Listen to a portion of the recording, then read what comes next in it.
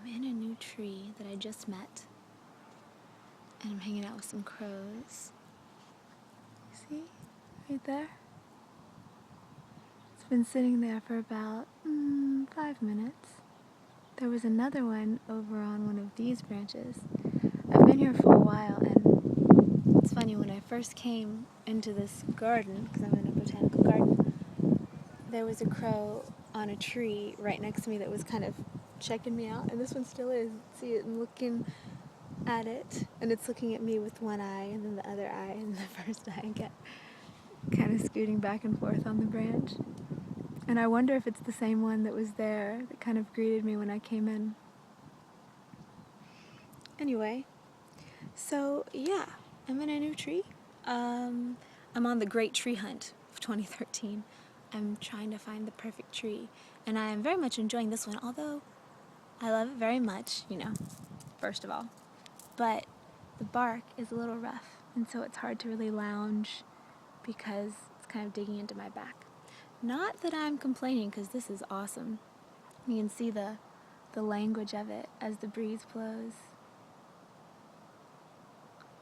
Remember how I was saying in one of my more recent videos to let your eyes relax and just see the movement? Hang on, let me brace the camera for you so you can see it even better. Okay. It's hypnotic. This is the original mobile for babies. And obviously not for babies, because I'm not exactly in a cradle, but I feel like it right now. So what I want today's video to be about, as I'm checking out this crow still, is the art of life, life as art. So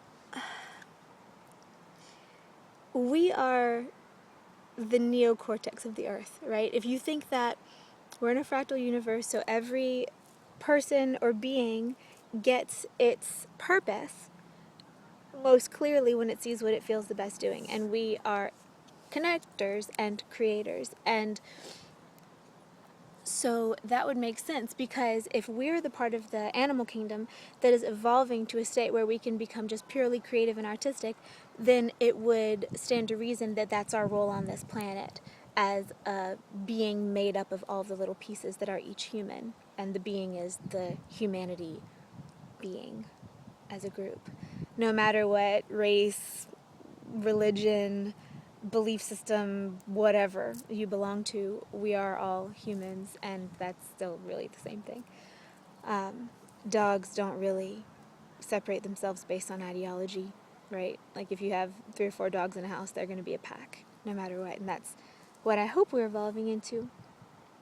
So anyway, I was getting a couple downloads the past maybe week or so about the chakra system, how energy works, how our souls are coming out of the universal core and plugging into different realities, which is why our base chakra, our root chakra, is connected to the earth. And there's a lot of detail there. I'm not going to go into all of it because it's so long. But I will say that I think that that's why we walk upright. I think that's why animals walk, because animals have a chakra system along their spine the way that we do as humans. But I think that as something evolves up from, I guess it starts off at insect and then to animal and then to human, you stand more upright, because yeah, our bodies are evolving up, but our consciousness is evolving down. We're always up in these upper chakras when we're out of body. Those are the ones that are closer to the universal core, and it's kind of infinite. It goes all the way back to the beginning. But the point of this incarnation is to come fully down and bring full presence into the embodiment of life. So the root chakra, the physical world, the stuff going on around. I mean, all of this stuff. It's not to be ignored. The reason that we're here is to make it happen, that we make something out of it, that we create out of it, and that we become beings that are at one with all of it, and also pushing the evolutionary ladder, so creating things on our own. So as our bodies evolve upward, so our chakra systems can be aligned directly, the top being up off the planet and the bottom being down toward the core of the earth, that means that our consciousness can more fully get down directly. So divinity can come and be more fully embodied and conscious of itself embodied, because animals are just as divine as anything else, but they don't think about it. They don't know. And the evolutionary imperative among humanity is to know and to create from a place of knowing. So the logical mind is a tool. It's not what we're supposed to be based on, unless, of course, your gift is in logic, which is a different story. But I'm going to assume that most of you probably are not necessarily like people who are geniuses as far as logical stuff goes. Some of you probably are. You know, I don't know what the percentage is of the population that is logical, and that's their mission. I'm assuming it's probably less than half, though, because there are many more than 2 missions out there.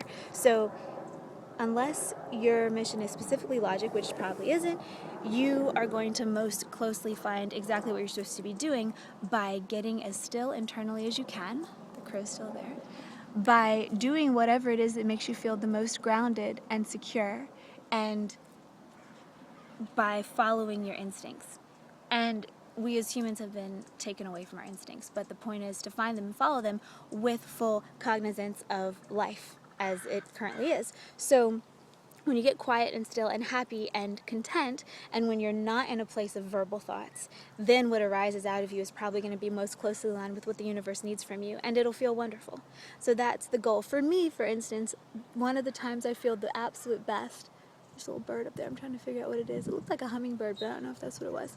Anyway, one of the times I feel the absolute best is when I'm lounging in a tree. So I have a responsibility to my planet as a being that's part of the human being, the greater human entity, to do that as often as I can in the realm of reality for my life.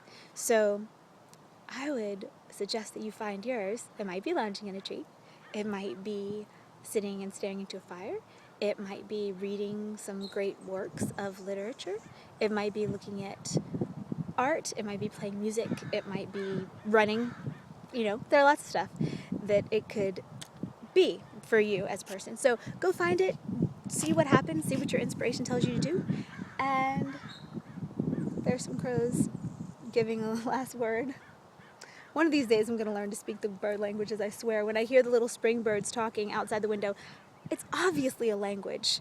It's a language with full everything. And I've read a couple studies about the grammar of birds, and that they've taken caged birds and paired them with wild birds, and they've seen that the caged birds have to learn the wild birds' language, their grammar, their timing, before the wild birds will accept them into the flock. So it's obviously a language. They just have higher voices, and I don't understand it. So anyway, yeah, on that note, have a great day. Go in peace. I'll talk to you again very soon.